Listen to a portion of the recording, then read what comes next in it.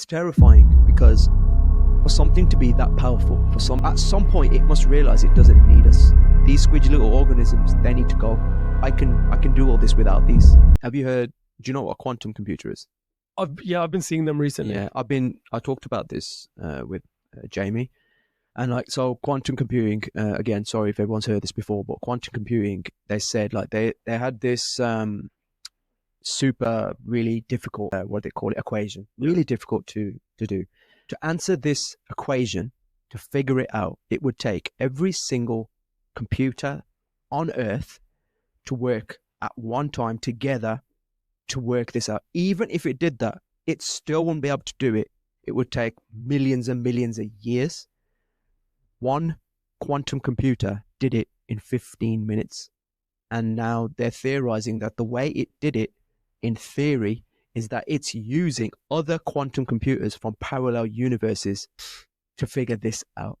Now, we say other parallel universes, this is ridiculous, but they're not just putting this out lightly. They're saying, okay, it's in theory, but this is plausible. Now, That's mad. That's truly terrifying. Why is it terrifying? Because don't you think that's an awesome, for humans, that's an awesome power to have, to be able to do stuff like that. I'll tell you why it's terrifying.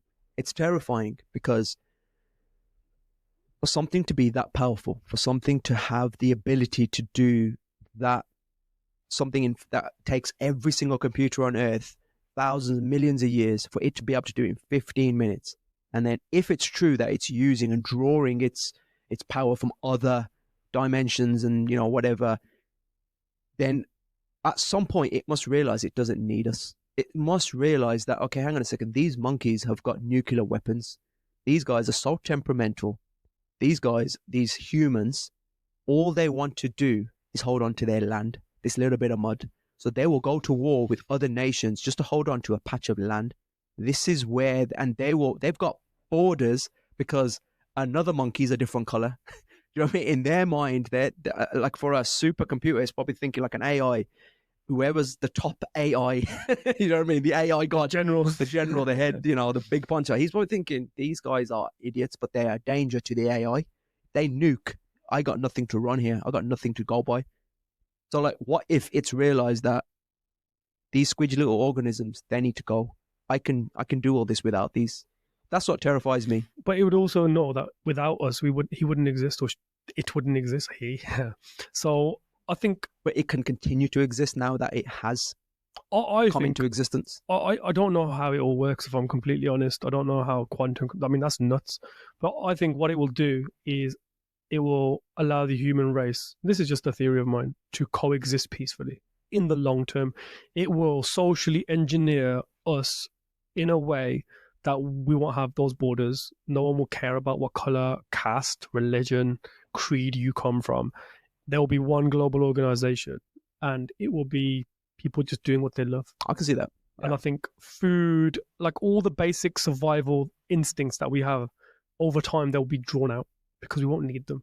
We'll be at a point where life is going to be about the philosophical. It will be about the spiritual, because everything's this. You need something doing.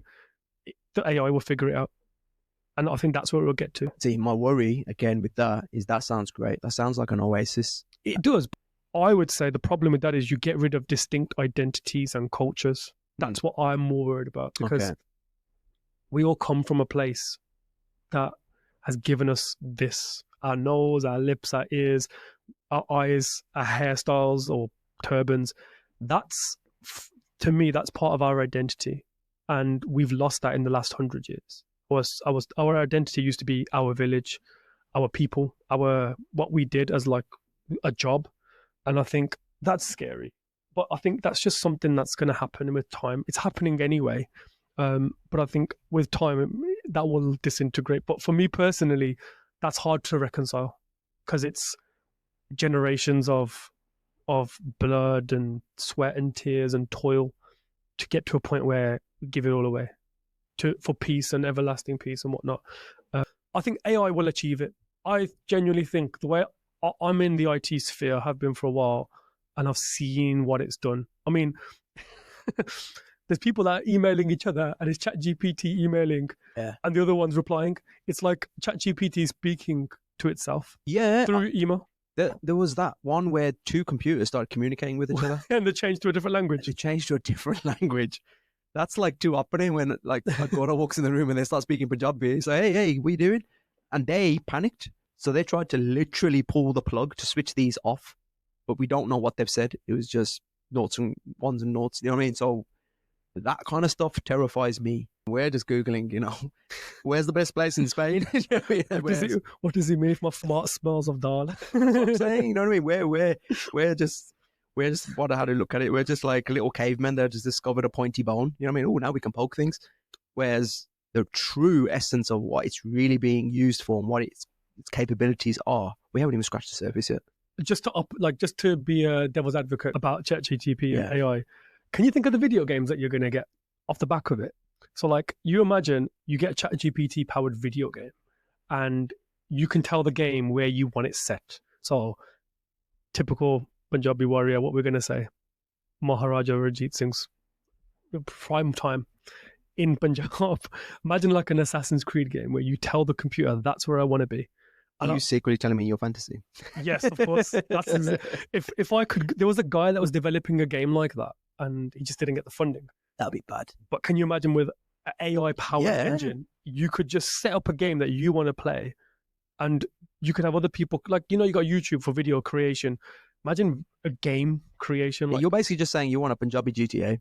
Yeah. No, not a GTA. I want an Assassin's Creed storyline based in Punjab. In that era. Well, there we go, guys. Internet, if anyone is listening, please make this for Aaron.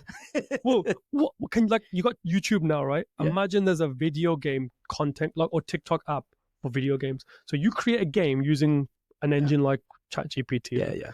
And you spew out games and people rate them, and the ones that make the best games take off, like people like Rockstar and all those video game that are spending billions on these games. Imagine all that goes out the window because there's an app out there that makes videos. Like TV channels and TVs, YouTube's taken that over, right? Those are the kind of things that my brain goes to. I'm like, wow, imagine what. I don't think about the bad things. Well, it's not like I sit there and dwell on just the bad things, but my concern again is the unknown, and I always think my mind always goes to the unknown. It's human nature, isn't it? What's in the dark? It's a monster.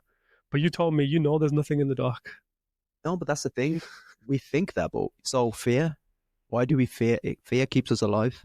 I mean, so fear is that we've got these things in our system for a reason. It's a survival instinct. Now, my survival instincts are ringing alarm bells against ChatGPT and AI, and I just can't help myself think like, "Oh, are we sure we know what we're doing with this thing?" Again, it doesn't matter if me and you can say we do or we don't. The boffins are going to do it anyway, regardless. I just hope they know what they're doing. I just don't think they do. Even if they don't, let's just see what happens. That's the fun of life. See what happens. It's I remember meeting an old Baba once, and he said, life should be like the machines in the hospital. What do you mean? And he goes, sometimes they go up and sometimes they go down. But he goes, if they're flatline, you're dead. Yes, uncle. I like that one. So that's always stayed with me. And he goes, always remember, things always... The highs and lows. I like that.